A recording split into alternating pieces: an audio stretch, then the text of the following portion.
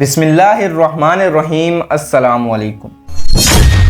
याजूज माजूज कौन हैं और ये कब निकलेंगे, और याजूज माजूज जिस दीवार के पीछे कैद हैं वो कहाँ हैं, और याजूज माजूज किस कौम में से हैं, और याजूज माजूज की तादाद किस कदर ज़्यादा होगी। इन तमाम सवालात के जवाबात जानेंगे आज की इस वीडियो में।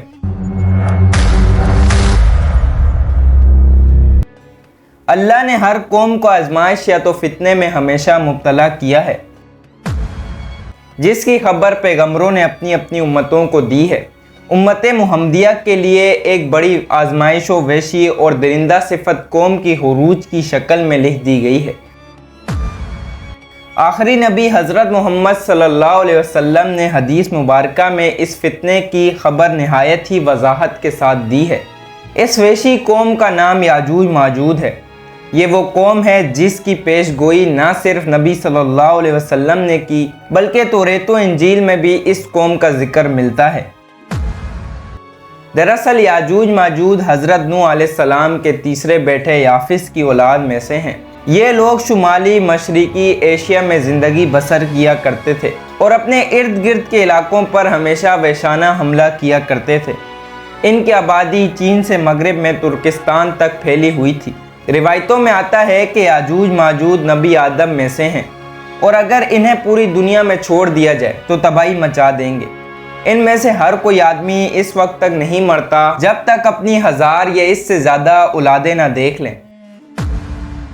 इनके चेहरे तह बते ढाल की तरह हैं। ये लोग लंबे कद काट के हैं जो सनोबर के दरख्त की मानंद हैं।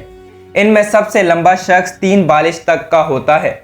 ये जिस जानवर के पास से गुजरते हैं इन्हें खा जाते हैं। ये मौसम बहार में अपने गांव से निकलते हैं और सब्जा खाते हैं। इनके पंजे और दांत दरिंदों की तरह हैं। हज़ारों साल कबल इस रूह ज़मीन पर अल्लाह के एक नेक बंदे की हुकूमत थी जिन्हें ज़ुल्करनैन के नाम से जाना जाता है। अल्लाह ने ज़ुल्करनैन को एक बड़े हिस्से पर बादशाहत अता फरमाई थी। आपने मशरिक़ व मगरिब का सफ़र भी किया था। मुहर्रिकीन के मुताबिक ज़ुल्करनैन के नाम से कुरान मजीद में जिस शख्स का जिक्र आया है, दरअसल वो ईरान का अजीम बादशाह खुर्रूस था।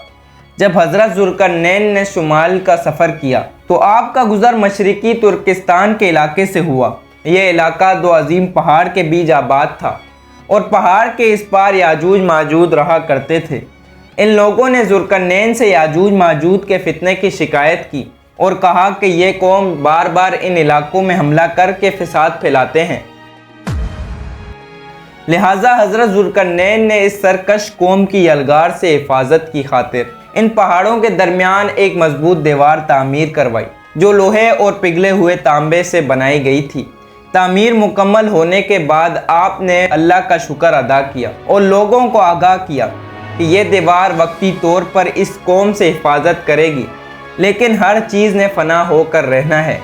लिहाजा एक दिन ये दीवार भी टूट जाएगी और याजूज माजूज इन इलाकों से निकलकर तमाम ज़मीन पर फैल जाएंगे। जैसा कि अल्लाह ने कुरान मजीद में इरशाद फरमाया, यहाँ तक कि जब याजूज माजूज खोल दिए जाएंगे और वो हर बुलंदी से दौड़ते हुए आएंगे और सच्चा वादा करीब आएगा।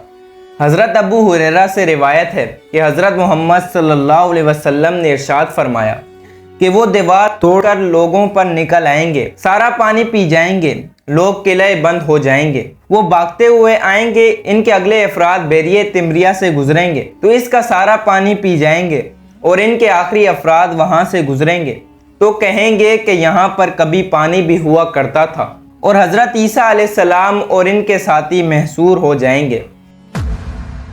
यहाँ तक कि बेल का सर तुम्हारे मौजूदा 100 दिनारों से भी ज़्यादा कीमती होगा। वो अपने तीर आसमान की तरफ फेंकेंगे जिन्हें अल्लाह खून लगा कर नीचे फेंकेगा तो वो कहेंगे कि हमने आसमान वालों पर भी गुलबा पा लिया है जैसे हम रूह ज़मीन पर गालिब हैं।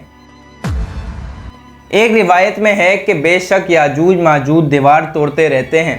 जब वो मुकम्मल टूटने के करीब होती है तो इन्हें सूरज की शुआएं नज़र आती हैं। इतने में इनका बड़ा कहता है चलो बाकी कल तोड़ेंगे, तो अगले दिन अल्लाह इस दीवार को पहले से भी ज़्यादा मजबूत बना देता है। जब इनकी कैद की मुद्दत ख़त्म हो जाएगी तो अल्लाह इन्हें लोगों के सामने ज़ाहिर करना चाहेगा। तो इस दिन जब वो सूरज की शुआएं देखेंगे تو ان کا بڑا کہے گا انشاءاللہ باقی کل توڑیں گے۔ جب وہ اگلے دن آئیں گے تو انشاءاللہ کی برکت سے دیوار اتنی ہی ہوگی جتنی وہ چھوڑ کر گئے تھے، یوں وہ دیوار توڑ کر باہر آ جائیں گے۔ دیوار توڑنے کے بعد یہ زمین میں خوب قتل و غارت کریں گے۔ یہ سب قیامت کے قریب ہوگا۔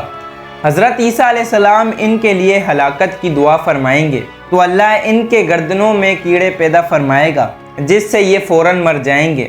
پورے زمین پر ان کی لاشوں کی بدبو پھیل جائے گی۔